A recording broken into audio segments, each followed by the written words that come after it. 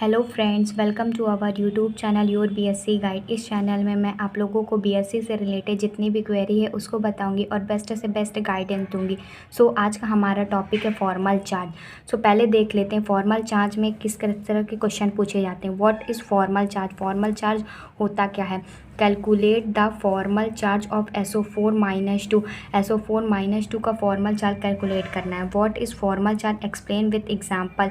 ये कभी कभी 3 मार्क्स के भी क्वेश्चन पूछ लिया करते हैं।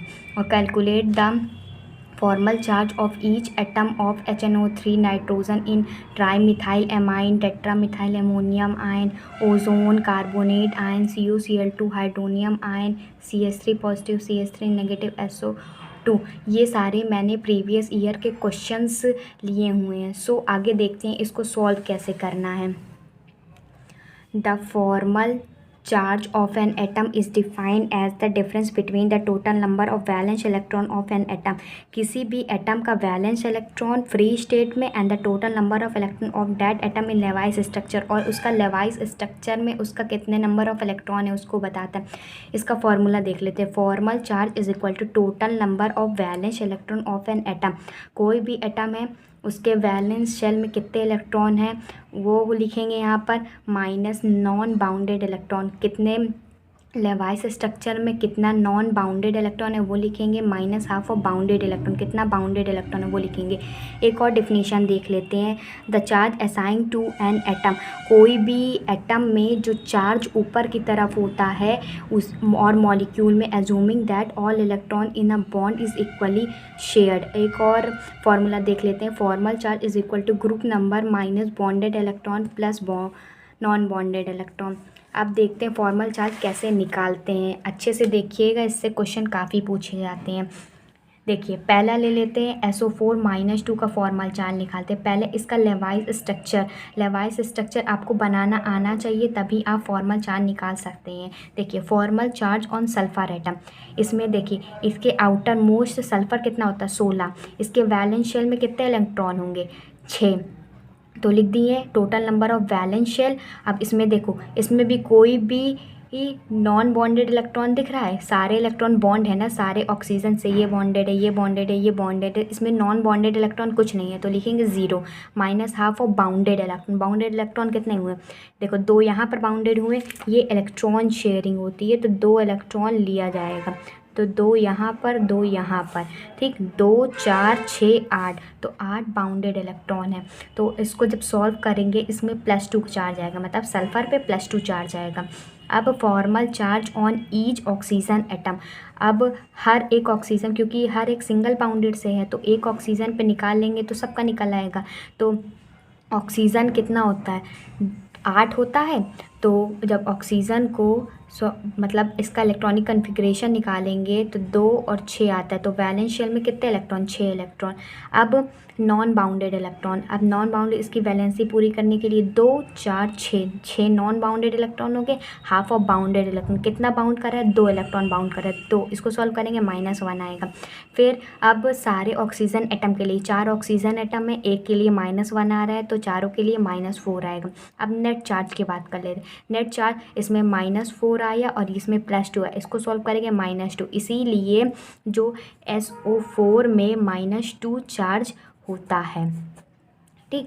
अब देख लेते हैं HNO3। ऐसे ही मैंने HNO3 का भी डिफाइन किया है, आप देख लीजिए। हाइड्रोजन का निकालना है, वैलेंस इलेक्ट्रॉन निकाला है, नॉन बाउंडेड निकाला। आपको लेवाइस स्ट्रक्चर बनाना आना चाहिए।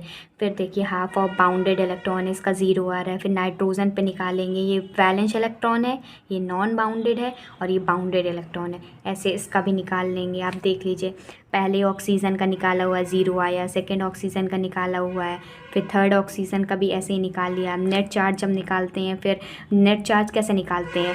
जो इस पे चार्ज आ रहा है और इस पे चार्ज आ रहा है तो उसको प्लस करके लिख देंगे तो नेट चार्ज कितना आ जाएगा। तीसरा देख लेते हैं ट्राई मिथाइल एमाइन। इसको ट्राई मतलब 3, मिथाइल मतलब CH3। याद करने का तरीका बता रही हूँ। एमाइन मतलब नाइट्रोजन, तो नाइट्रोजन पे इसकी वैलेंसी कंप्लीट करने के लिए यहाँ पर 2 इलेक्ट्रॉन होंगे, ठीक। क्योंकि नाइट्रोजन जो होता है वो 5 होता है, इसके वैलेंस इलेक्ट्रॉन 5 होते हैं, 7 होता है सॉरी। ये 7 होता है, मतलब एटॉमिक नंबर 7 होते हैं और इसके आउटर मोस्ट इलेक्ट्रॉन 5 होते हैं। तो इसको कंप्लीट करने में 1 2 3 ये हो गया, 4 5 ये हो गया। देख लीजिए इसका स्ट्रक्चर है। अब फॉर्मल 4 निकालेंगे। वैलेंस इलेक्ट्रॉन, नॉन बाउंडेड देखो 2 है, फिर इसके बाद बाउंडेड इलेक्ट्रॉन, फिर इसको सॉल्व करेंगे तो इसके ट्राई मिथाइल एमाइन में 0 आएगा। अब आगे देख लेते हैं।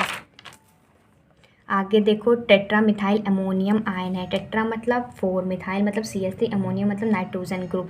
अब इसका लेवाइस स्ट्रक्चर जोड़ करें देखेंगे तो यहाँ पर सारे जगह CH3 लग जाएगा।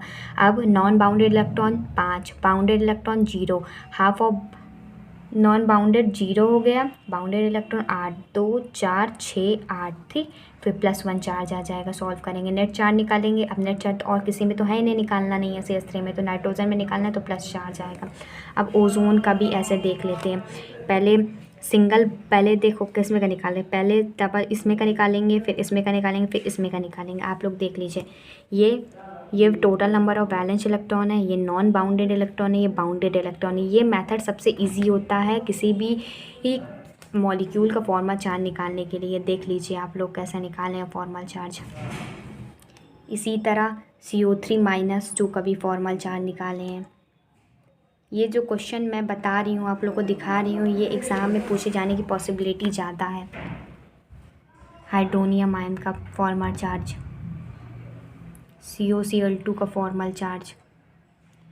बस आप फार्मूला याद रखिए, बाकी सब याद हो जाएगा। जैसे देखिए इसका कार्बन क्या होता है, 6 होता है और 2 4, वैलेंस इलेक्ट्रॉन 4 हुए, नॉन बाउंडेड फिर बाउंडेड। इसका लेवाइस स्ट्रक्चर आप बनाना सीख लीजिए, देख लीजिए, और इसका फॉर्मल चार्ज निकालना देख लीजिए।